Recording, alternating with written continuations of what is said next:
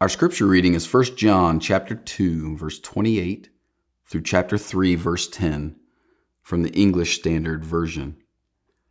And now, little children, abide in him so that when he appears, we may have confidence and not shrink from him in shame at his coming. If you know that he is righteous, you may be sure that everyone who practices righteousness has been born of him. See what kind of love the Father has given to us that we should be called children of God. And so we are. The reason why the world does not know us is that it did not know him.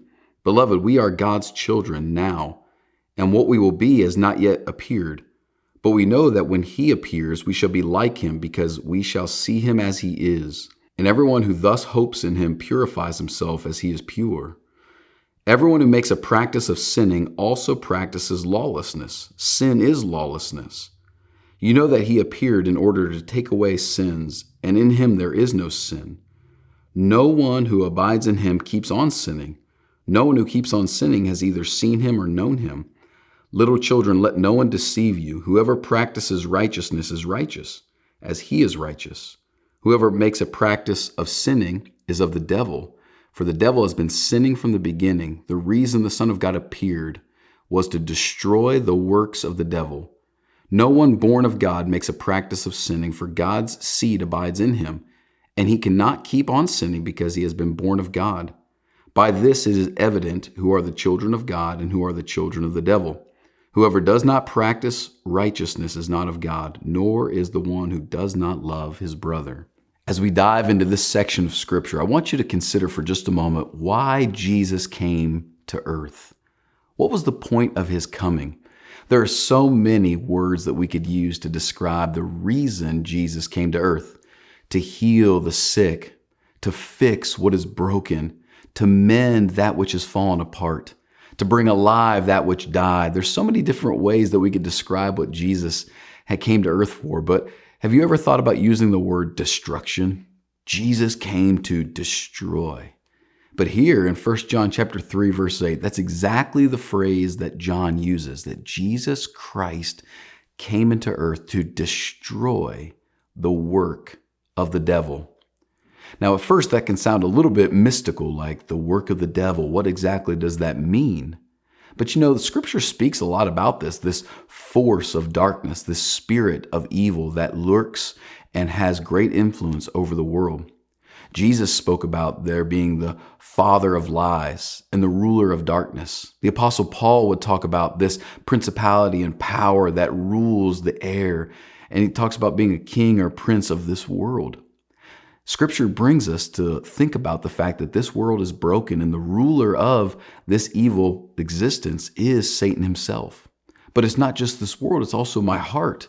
My heart has been deceived and has abandoned the ways and will of God, and I also have become broken in sin. And so what is the goal or the purpose of Satan in this work of darkness and this power that he does? It's really just to get us to sin. If you look in verse 8, Satan's goal is to get us to sin, to turn away from God.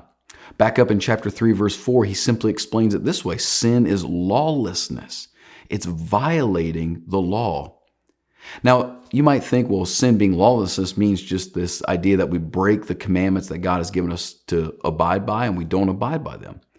But you know, he's using this phrase law for us to understand. Think of the way that you think about the law of gravity. Like the world was formed and it uses gravity for it to function properly. That's the way that God speaks about really the law that we are called to obey, not just some random or, inanimate kind of rules that we're supposed to just think about doing, and they don't really make sense. And they don't really connect to anything. It's just God's kind of test to see if we'll obey and listen to him. No, that's not really what it is. The laws were woven into the world by God because he wants us to follow them, because that's how we were designed. Proverbs chapter 3, verse 19 says, by wisdom, God founded the earth. Meaning he brought forth this world and it operates by his wisdom. And wisdom takes on this personification in the book of Proverbs because he's trying to explain to us that it's God's wisdom and how he's designed us to live. So when you think about the law that God has given us to live by, to abide by, to follow, It's not just random rules to see if we'll follow him or not. It is the very way that you were designed to live. Just like this world gets weird if gravity stops working or evaporation doesn't happen anymore. This is how the cycle and the rhythm and the laws of this world live by. The same is true for you and I, that we were designed by God. If you go back and look at the 10 Commandments, to be people who love and serve him first, to not disregard or disrespect him, but to subject our lives to him. We were people designed to work and rest, to have a balance there. That's why he said Sabbath and honor God. We're a people who are designed to be in good family relationships, to honor our father and mother, and to be people who don't lie and don't steal and don't cheat. We were not made to live that way. We were made to be people who are content and right with God, living in peace. If you go back to the very beginning, when God made the world, at the end of each day in chapter 1, we see him say that this is good, this is good. And then you come to the 6th day and God makes everything and he looks at it, and he sits back and goes, this is very good.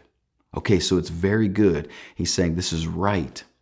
And then we see in the presence of the garden, what God calls shalom, the Hebrew word for peace.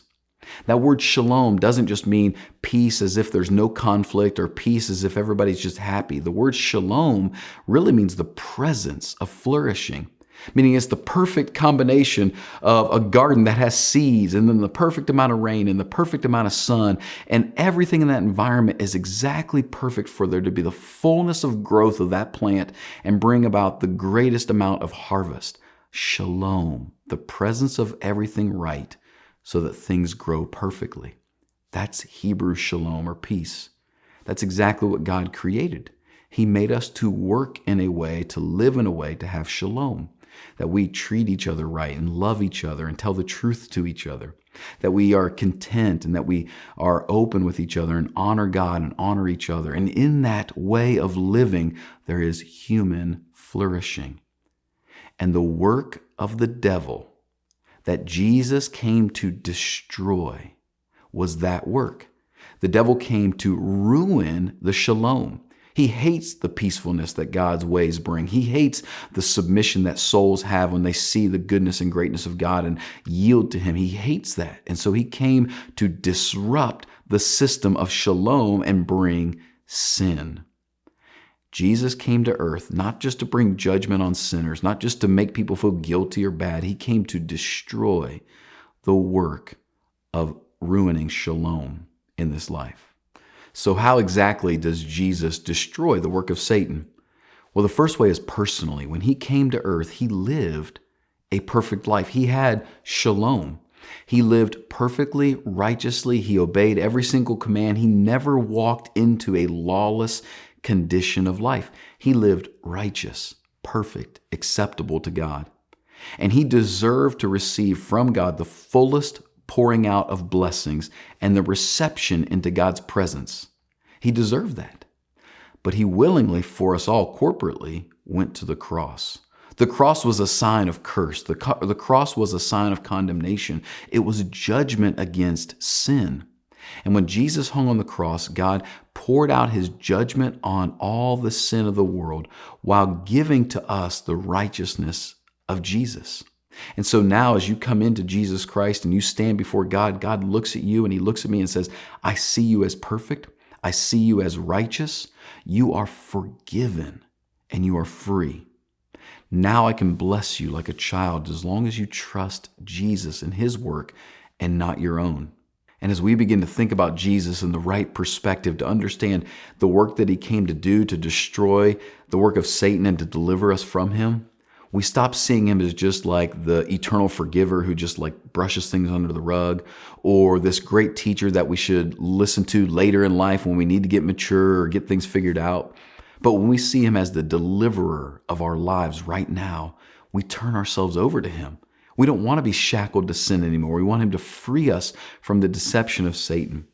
And in that, what gets born in us is a passion and a hope to follow him. He says when you understand him rightly, you begin to pursue righteousness, that you want to live right, not to be loved, but because you are loved, that you want to do it his way. And then you begin to love other people. You notice he says in verse 10 that we start to give ourselves to love other people. And then what gets born in us is this beautiful hope. He says, we don't know exactly what we will be like, but when he returns, we know that we'll finally be exactly like him. And anyone who has this hope in him pursues the purity that Jesus offers. When you start to understand who Jesus is and what Jesus has done for you, and you really get that it's his perfect life that sets you free and his death on the cross that frees you from the guilt and shame of your sin, and you receive that, it transforms you to be a person who wants his life and destroys the work of Satan. You want to be loose from the power of Satan. You got to see a love and a passion and a future and a hope that's greater than what Satan is lying to you about. Until the life that Jesus offers you is a greater lure and a greater draw than the lies of Satan, you'll stay stuck. But when you see what Jesus has done for you, and he says, behold, what manner of love that the Father has given us, that we could be called children of God. And we don't know what we'll be like, but we know we'll be like him. And I can't wait for him to return. That understanding draws you away from sin and delivers us from the work of Satan.